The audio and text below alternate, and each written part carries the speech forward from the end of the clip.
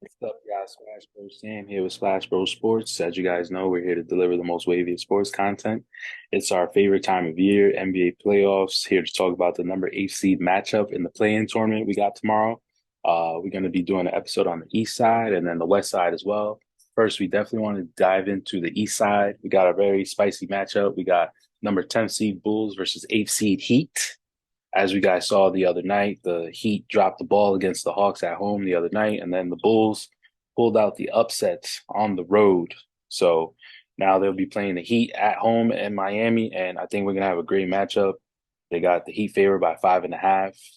Probably gonna lean with the Bulls again. The Bulls did cover the spread the other night. They were +5 underdogs. They obviously won the game and covered the spread. So I think I'm gonna probably lean with them again. Miami's been playing with their food a lot lately. A lot of games that they should have won or either won by a lot, they did not. So, we're going to see what happens with that. In regards to the Heat, though, we don't know what's going to happen postseason. If they miss the playoffs, I don't know how that team is going to look forward.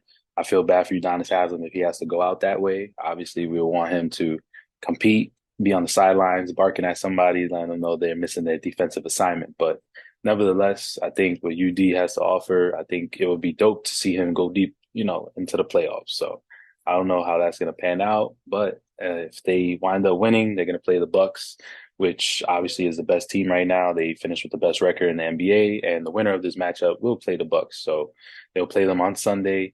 I feel like the Miami Heat have a better team, better equipped to give the Bucks a run for their money. It'd probably be a tough 5 games, 6 games max because it's Miami and Miami has that depth where if they play the Bulls, you knock out the Rosen or Levine, which I believe happened last year, it's, going to go from there. So I don't know how we go from there. With this Miami Heat team, I just don't really understand it. They went to the championship 3 years ago, and since then they've regressed, kind of very similar to the Toronto Raptors. Also lost the other night, so there's that. They lost to the Bulls, by the way. So those teams won championships in the previous years, not really competing right now, or not championships, but been to the NBA Finals at least. I'll say that part.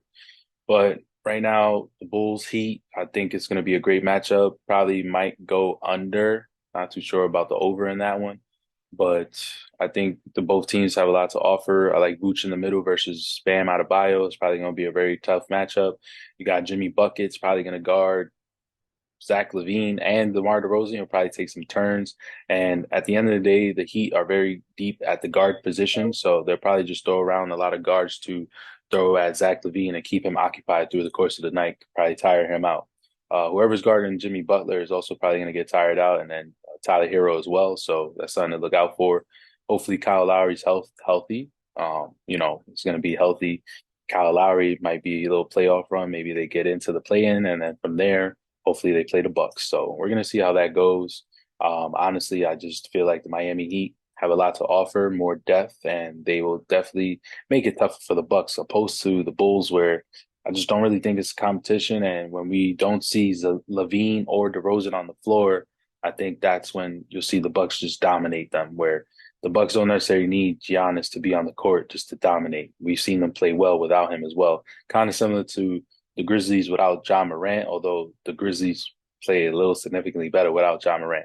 The Bucks, they play on cruise control when Giannis is not in, but obviously Giannis Antetokounmpo, MVP candidate last 5 years, won 2-time MVP, Finals MVP. So we know the type of talent he is, the Greek freak, and I don't know who is going to stop that man. So with that being said, that's the preview for the 8th seed and the East side.